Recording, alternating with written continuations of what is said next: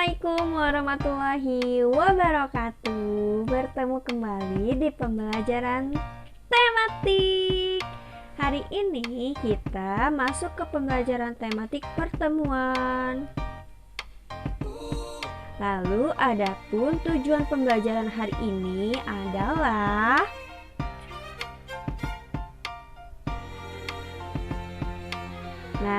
sebelum kita masuk ke dalam videonya atau ke pembahasannya, kita berdoa terlebih dahulu ya, supaya pembelajaran hari ini menjadi berkah dan ilmunya dapat bermanfaat bagi kita. Berdoanya di dalam hati masing-masing. Berdoa dimulai. Berdoa selesai. Nah, kita mulai pembelajaran hari ini ya. Jangan di skip. Yuk kita simak. Yang pertama kita bahas adalah letak astronomis dan geografis Indonesia. Di tema sebelumnya, kalian sudah pernah belajar letak astronomis dan geografis Indonesia. Nah, sekarang kita bahas lagi ya untuk mengingatkan kalian. Letak astronomis Indonesia. Siapa yang masih ingat? Hayo, letak astronomis Indonesia itu di mana? Ya, letak astronomis Indonesia itu berada di antara 6 derajat lintang utara sampai 11 derajat lintang selatan dan 95 derajat bujur timur sampai 141 derajat bujur timur. Nah, ayo siapa yang masih ingat garis lintang itu yang mana? Dan garis bujur itu yang mana? Garis lintang ini merupakan garis khayal yang membentang horizontal melingkari bumi, sedangkan garis bujur merupakan garis khayal yang melingkari bumi secara vertikal. Lalu pengaruhnya apa ya? Pengaruh letak astronomis berdasarkan garis lintangnya. Yang pertama, Indonesia itu berada di kawasan tropis. Lalu pergantian dua musim, hujan dan kemarau. Dan yang ketiga itu flora dan faunanya beraneka ragam, dan tentunya tanahnya itu menjadi tanah yang subur. Lalu pengaruh letak astronomis berdasarkan garis bujur. Pengaruhnya ini membedakan 3 waktu. Yang pertama, Indonesia bagian timur atau WIT, Indonesia bagian tengah WITA, dan Indonesia bagian barat WIB. Lalu selanjutnya ada letak geografis Indonesia. Berdasarkan letak geografis, Indonesia itu terletak di antara benua Asia dan benua Australia. Lalu Indonesia juga sangat strategis karena berada di antara Samudra Hindia dan Samudra Pasifik. Nah, kondisi geografis Indonesia ini dapat dilihat dengan jelas pada peta. Selanjutnya kita bahas tentang peta ya.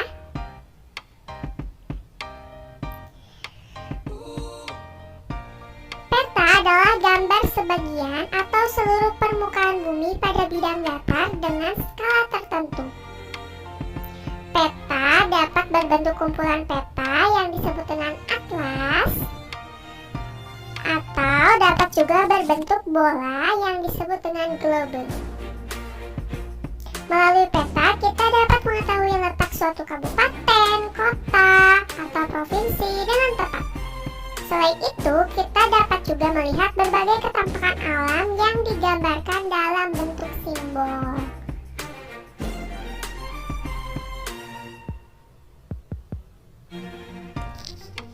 Nah, apa saja ya komponen peta? Yuk kita lihat. Yang pertama kita bahas itu ada di sini judul petanya. Judul petanya di sini kita ambil tentang peta Provinsi Jawa Timur. Nah, ini adalah judul petanya.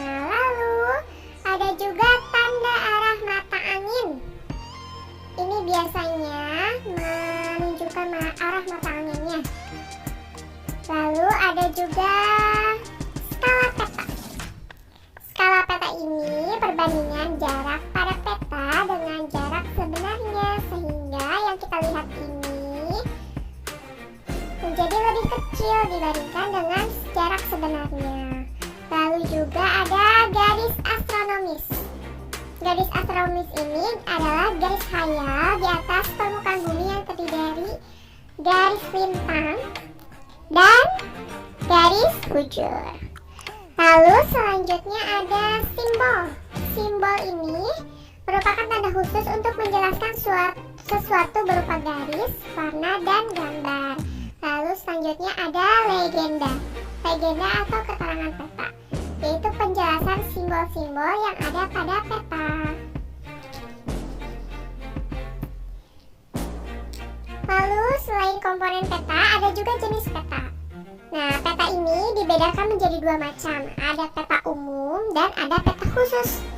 Peta umum ini peta yang menggambarkan hampir semua unsur ketampakan wilayah, mau alamnya atau buatannya.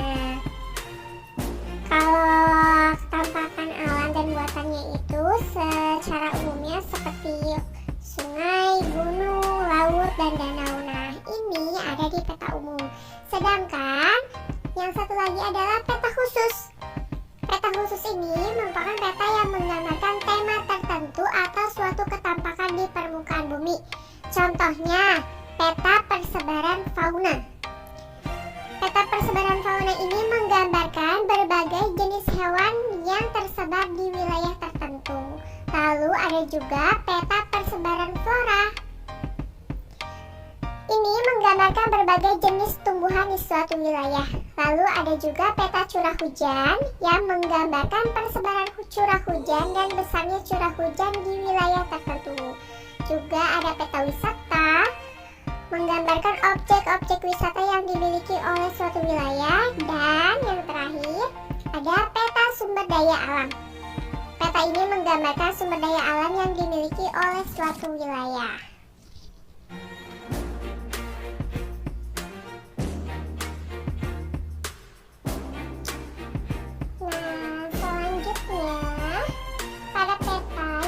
Dibahas, kita dapat melihat bahwa wilayah Indonesia terdiri dari perairan dan daratan. Dataran terdiri dari dataran rendah dan dataran tinggi. Dataran yang berbatasan dengan perairan disebut dengan daerah pantai. Nah, berikut kondisi geografis wilayah Indonesia. Kondisi geografis ini pastinya berbeda-beda, tentunya memengaruhi iklim dan kekayaan alam yang terkandung di setiap daerahnya. Nah, kehidupan masyarakatnya pun akan berbeda. Misalnya daerah pantai. Daerah pantai ini sebagian besar mata pencahariannya itu sebagai nelayan. Lalu daerah pantai ini keindahan alamnya dijadikan atau dimanfaatkan sebagai tempat wisata. Lalu daerah pantai ini biasanya masyarakatnya bekerja pada sektor perikanan dan perkebunan kelapa. Lalu ada daerah dataran rendah. Nah, dataran rendah ini cocok untuk dijadikan pertanian, perkebunan, peternakan, industri, dan pusat bisnis. Biasanya perkotaan itu banyak di daerah dataran rendah. Lalu ada juga daerah dataran tinggi. Dataran tinggi ini identik dengan kehidupan masyarakat pedesaan, bekerjanya sebagai petani, dan keindahan alamnya tentu dimanfaatkan atau dijadikan tempat wisata.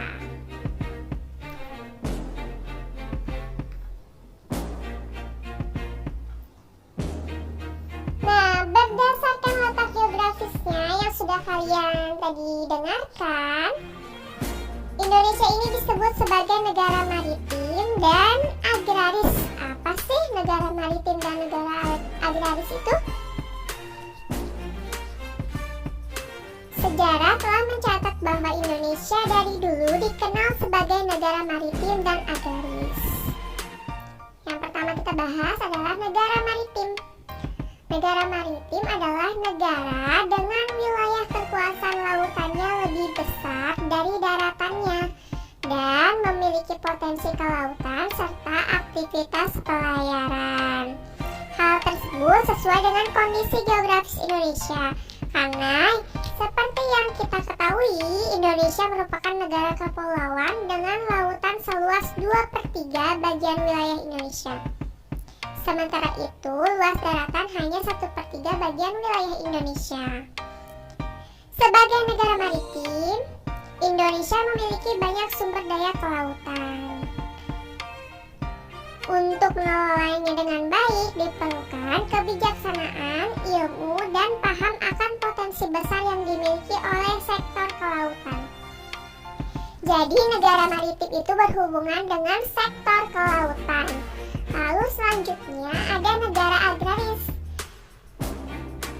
Negara agraris, Indonesia sebagai negara agraris memiliki keanekaragaman hayati dan sumber daya alam yang limpah. Indonesia disebut sebagai negara agraris karena memiliki lahan pertanian yang luas. Hal ini didukung oleh suburnya tanah Indonesia sehingga mata pencaharian sebagian besar masyarakat Indonesia adalah petani.